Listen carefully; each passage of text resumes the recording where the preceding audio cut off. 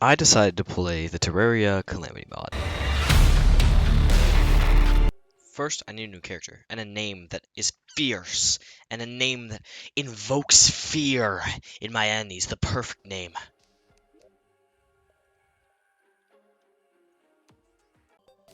As soon as I loaded in my world, I opened my starter bag, and I checked the recipes for the copper broadsword. When I saw this weapon, I decided I'd be a mage for the rest of the playthrough. While I was throwing away my weapons, I accidentally summoned this little squirrel guy. I couldn't figure out how to make him despawn, so I decided I would put him in a hole. Later, I decided to name the hole, but while I was trying to name it, the world decided it would throw a blue slime at me to attack me. After murdering the slime in cold blood, I was able to give the sign the ultimate name of Squirrel Hole. I started to build a house for my guide. Before we get any further, let me explain the 3 rules with this series. I will only use weapons from the mage class through my playthrough. I will be playing on death mode, which I forgot to turn on until a little later, and I will be doing this run completely solo and recording all of it. The main goal of this playthrough is to attempt to get as far as I can through the game and try to beat the final boss, Supreme Calamitous. After finishing the house for the guide, I decided to travel to the left to see what was over there. As I traveled to the left, I came in contact with my first modded enemy, a Wolfram drone. Apparently, I'm deathly allergic to Wolfram drones.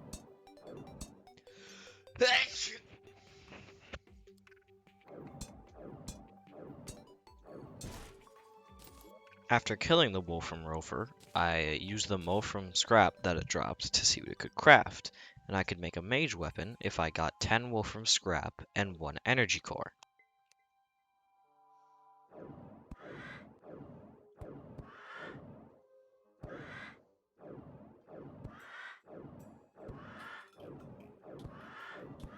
Then, as I was fighting this vulture, I came across another modded enemy, water, and a squirrel. Unfortunately, I'm really bad at this game, so I was murdered by water.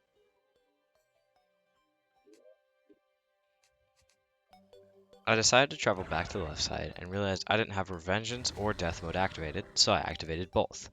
After activating Death Mode, the game actually got a lot harder than it was before. And so...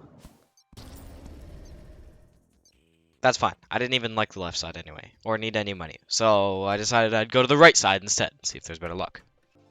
When I went to the right side, I discovered a chest that had a warding radar in it, which was very helpful, and I immediately equipped it. So the right side was turning out to be a lot better than the left side. Then I found yet another chest, and instead of pressing loot all, I pressed deposit all, which was a little rough. After committing just a little bit of vehicular manslaughter, I found my first gold chest. Inside this golden chest was the best item possible, Hermes boots.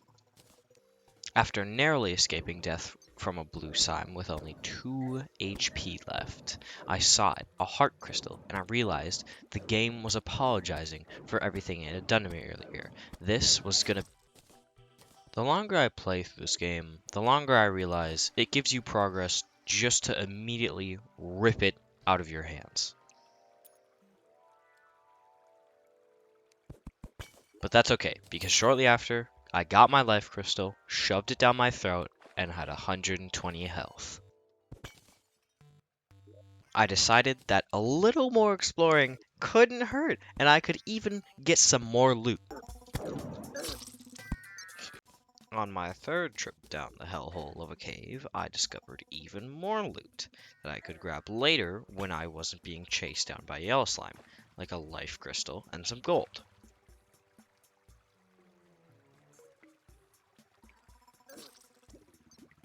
After exploring down again, I found a 1 life crystal that I ate for 140 health, and another one which I ate for a total max of 160 health. After valiantly fighting through the monsters in the night, I decided to create a second house for a merchant, and it would hold my anvil and my furnace.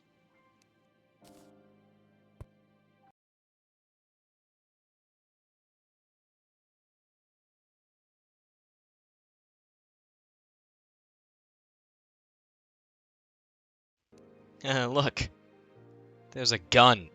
Shortly after finishing my house, the squirrel moved in. In all of my Terraria playthroughs, I've never been very organized, so I took this one as a chance to be as organized as possible. So I put down these chests, and I gave them all names, such as weapons, nature, and my potions chest, drugs. In preparation for my first boss fight, I built an arena just above the ground.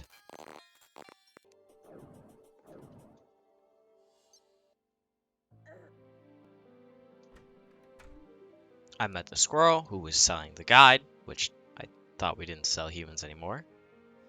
And finally, I sat in my chair, satisfied and already mad at the world.